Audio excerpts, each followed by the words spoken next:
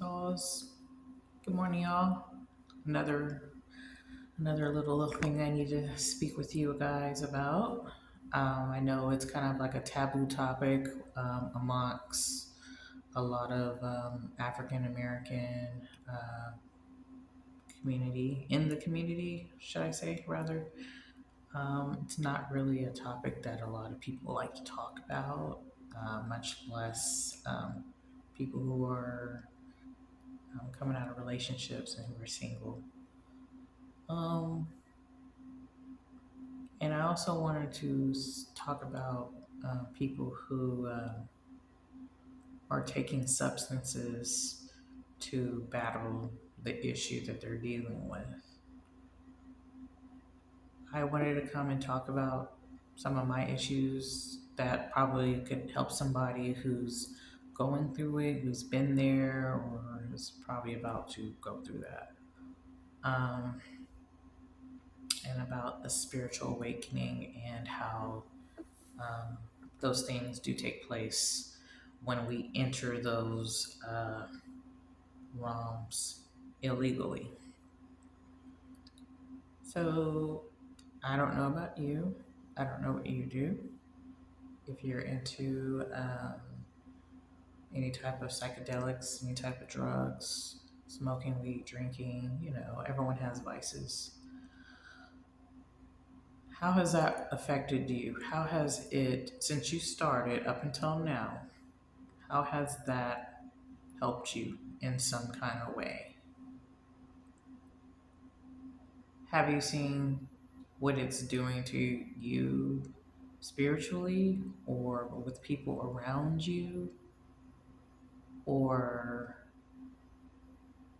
physically? Do you notice the changes in yourself and people around you? Do you notice these things? How does it make you feel at the end of the day after you smoked or, drank or smoked a little bit too much or drank a little too much? How do you feel the next day? How do you feel before you even start?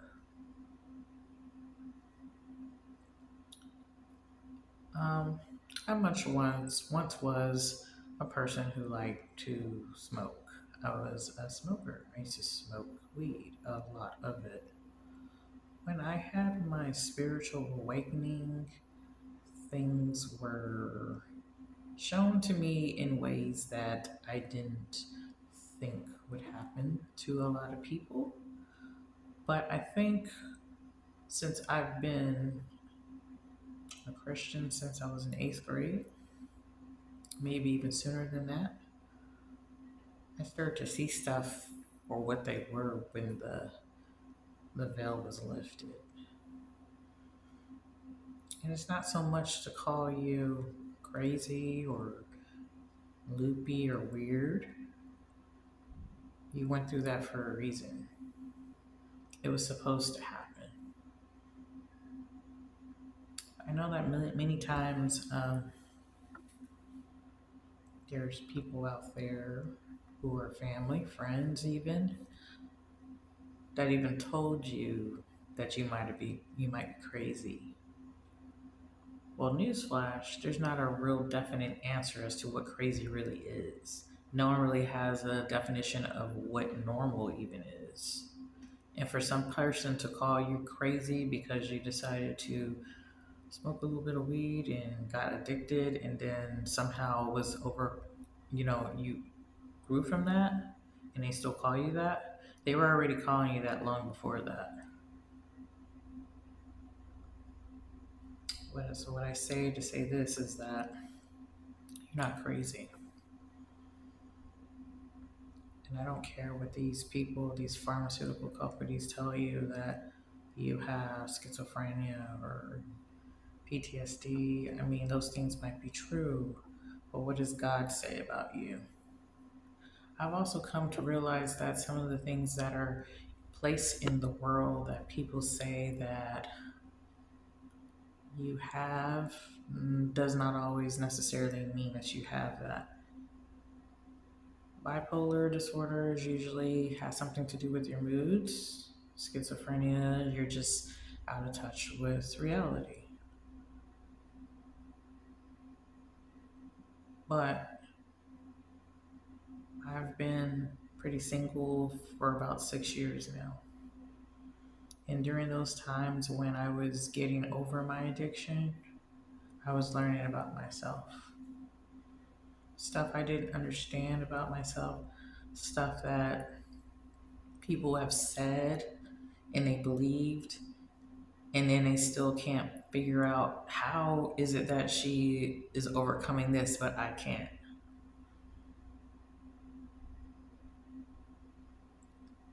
Chosen ones, or whoever is out there listening to that,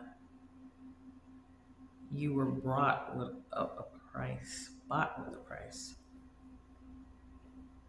God knew you who before you were even born.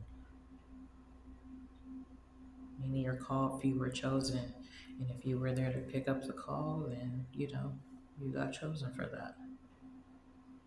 A lot of people who are not chosen or who aren't believers or lukewarm, they don't really have that advantage that we have. Our trials, I feel like, are much harder than most people. For the chosen ones, I feel like, because I know the whole chosen trend is kind of out of this world, because some people are called to speak and some people aren't. And I'm not going to say that a lot of people are. Some people are, some people aren't. But I was led to come in here and talk to people because I feel like I can inspire some people that I've already inspired just on Facebook alone about my journey. And what people have said about me and to me, I didn't allow it to penetrate who I really was and what God said I was and who'd I become. No one ever said that this run, this marathon in life is going to be easy. You might trip, you might fall, you might stumble, you might even roll your leg or roll your ankle. There would be people along the way that are hitchhiking and trying to get to where you're going to go, but some of those cases, God is saying, no, where I'm taking you is far better than what you've ever seen or ever dealt with your entire life. You never even thought you can even get there. And so all I'm saying is that, if if this whatever you're dealing with is not working, why not? Why not try God? Like, why not? I knew about God, but I was kind of the lukewarm type. I didn't know that you can go and really, really, truly experience this. And I mean, you'd hear about people, getting blessed and blessings and stuff like that. And I know that every day is a blessing, but to what extent? Because I never, ever, ever thought that that would go far with me. So, I just started praying, because I felt like everyone was against me. I felt like no matter what I said, it didn't weigh anything, it didn't mean anything. So sometimes you get into like a deep depression, and kind of like, well, if no one's listening to me, then who can I talk to?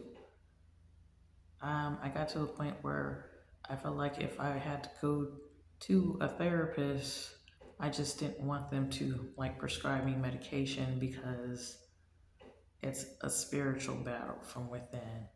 I mean, no amount of worldly pills can fix a spiritual war that's going on with you. And it's biblical because it is a war. But when you are adding certain chemicals and stuff that shouldn't be in your body because your body is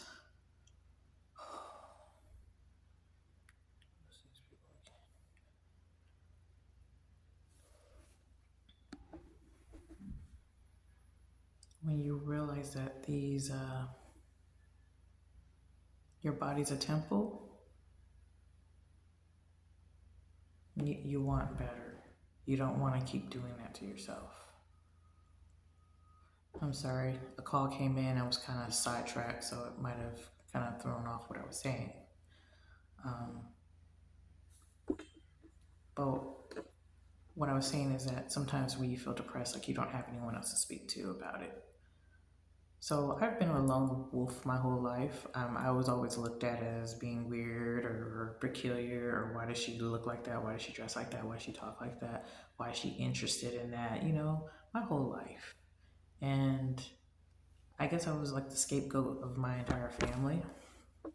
I like to look at it that way, but I'm sure there's a lot of people out there who have the same issue.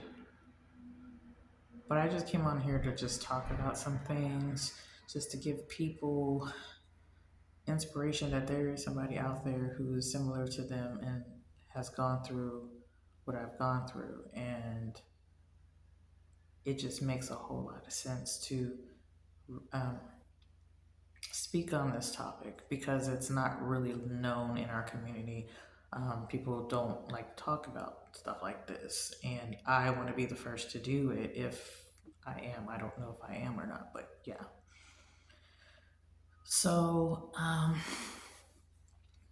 will be posting again about these little issues, about everyday little struggles that I do kind of still deal with for those who are kind of in the same boat as me. So just hang in there. That I am praying for you and I do love you. There's somebody out there who is just like you.